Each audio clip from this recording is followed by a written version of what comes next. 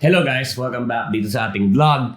Kakagising ko lang dahil anong oras na natapos yung Mpl kagabi. And by the time na napapanood nyo ito, tapos na rin yung day number 2. Pero wala naman nalaglag sa day 2. No? So hindi ko pa alam yung resulta, yung magiging end result ng day number 2. Pero for day number 1, dahil tapos na ang unang araw ng Mpl Playoffs for Season 9, I would say it was really close to what I expected. Pero surprising pa rin kasi for a lot of reasons. Number 1, hindi ko na-expect na ganun katindi yung papakita sa atin ni Smart Omega. No? Talagang nilason si Echo. And I would also like to point out na Echo, for the most part, they were really affected by the new patch. No? Kasi nung first half ng regular season, talagang striving yung team na to. And I feel like the patch really hurt Echo. Even though nasabi ko na parang dapat sila yung papaboran.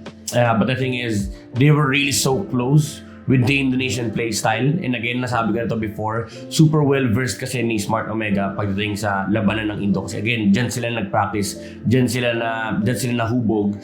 And I feel like it was an unfair advantage, honestly. Pero again, pinili din naman kasi ni Echo makalaban si Smart Omega because they know it's really hard to fight against Onyx. So I would say na again, Echo really did try, but again, there were just a lot of circumstances na talagang medyo hindi pabor sa kanila, like yung paglaban sa Smart Omega dahil nga sobrang patak na patak sa Indonesian meta and Indonesian playstyle ang Smart Omega, and yung change, yung pag-adapt nila sa meta, honestly, it was quite too late. Renmar, an Mpl English shoutcaster din for Season 9, he worded it out beautifully, no? Na parang it's too late for Echo to fully adapt. Nasabi ko nung cast namin sa English livestream na yung last game, dapat hindi na sila nag-adapt, honestly. Even though they were so close to winning, na naka-jungle emblem na si Carteezy and naka-Balmond din, which we usually don't see sa hero pool ni Carl. Pero again, they did try to adapt. Pero again, I said na I would have been happier if we saw Echo exit Mpl Season 9 playing their own identity, na parang bumalik sila sa lumang plays na nila, double fighters and then yung assassin. And I feel like na-pressure din kasi sila na parang marami nagsasabi na hindi sila nag-a-adapt sa meta, and it's one of the reasons then as to why they played like that, kasi nga they were trying something different. And again, nabanggit namin, it felt like they really were unfamiliar with it and uncomfortable yung naging ganong playstyle. I'm pretty sure na marami ring sa side nila, no, sa perspective ni Echo, marami ring mga kailangang ayusin. Not everything that we say truly aligns with what they felt and what they experienced.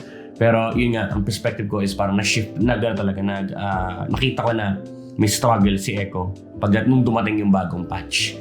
So that was series number 1. Again, Smart Omega swept Echo on the playoff stage 3-0, and honestly, it was full of comebacks, no? Yung 3 games. I would say yung game number 1 hindi siya ganun kalaking comeback. More of alam mong mananalo si Smart Omega late game, pero Echo really were being aggressive on pushing their lead. Pero again, it's Smart Omega. So yun yung nangyari ng game nila between Echo and Smart Omega. So moving dun sa second series natin, yung umabot ng 2 AM, shoutouts kay Doggy, and talagang 2 AM person ka. Nag-game 5, okay? Nag-game 5 yung Onyx versus NXPE. NXPE were on the lead on game number 1. Super dominant display ng first game, but Onyx mounts back, claimed 2 games right after that. And actually, nandun ako sa backstage yun, and I was saying na dito mo makikita yung difference din ni MP The King tsaka ni H2. MP The King is, again, primarily a momentum player. And actually, nakapag-usap din kami ng ibang mga tao doon. Sabi ko na medyo lugi yung ganong klaseng laruan if yung kalaban mo makakuha na ng momentum. Again, natuwa na sila ng Onyx. So, it felt like they needed something to change. Fortunately, pinasok si H2. Actually, marami ring naging discussion yun. Personally, nakausap ko rin sila.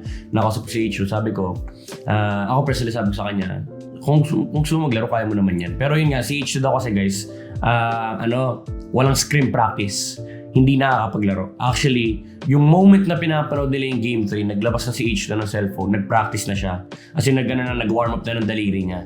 So, parang nandun din yung intention na parang, patalo na to. Baka, if kailangan ako ipasok, at least mentally and physically prepared siya.